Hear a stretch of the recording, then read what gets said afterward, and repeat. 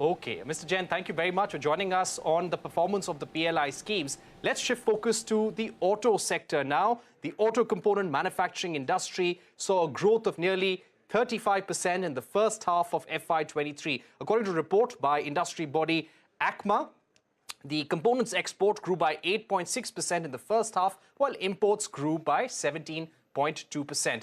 Meanwhile, component sales to OEMs grew by 46%. We're joined by Sunjay Kapur, president of ACMA. How do you expect to close FY23 in terms of growth and volumes, Sanjay?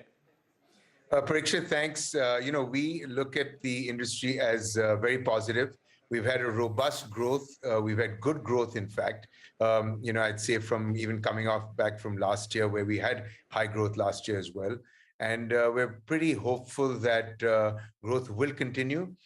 We've seen good growth in the domestic market specifically, which is very encouraging. Commercial vehicles as well as passenger vehicles have grown. The two-wheeler industry seems to be coming back. We had a very positive festive season, and we hope this continues. So we're really looking at a positive outlook as far as the auto component industry is concerned. Okay, just to ask you about increase in imports from China, we're looking at the quantum of exports and the quantum of imports. It's almost the same in this fiscal so far. What have been the reasons for this, and has there been an increase in import from China this year?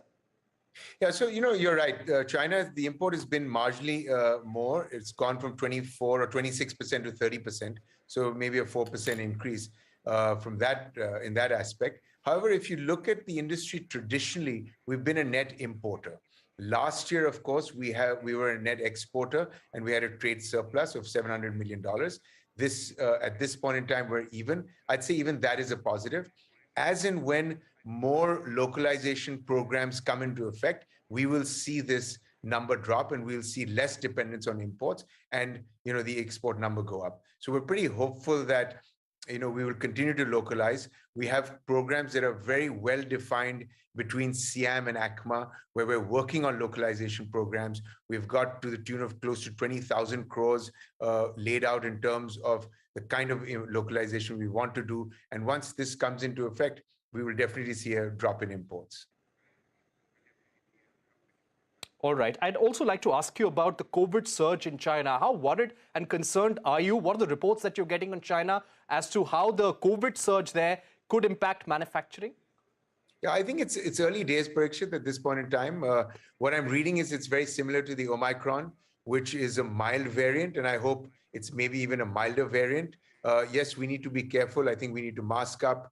And we are well prepared as an industry to tackle situations like this. We've been through the worst, I feel, in April last year, where we saw the second wave, where there was a lot of scare at that point in time. However, I'm hoping that this is a milder wave. But yeah, we do need to to be cognizant of the fact that it is spreading again.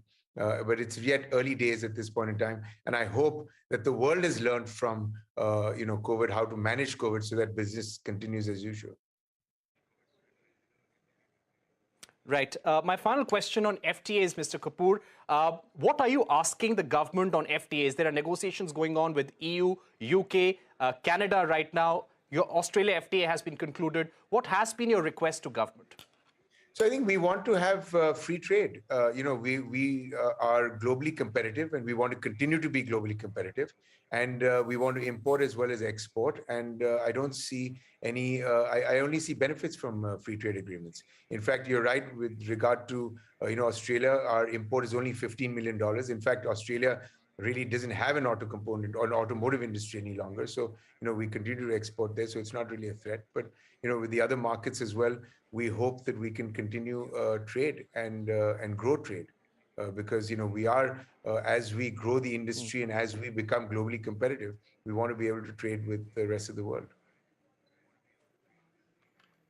All right. Mr. Kapur, thank you very much for joining us here on Newscentre, giving us your view on the performance of the auto components industry in this fiscal so far, and what could be some of the possible headwinds for the sector next year.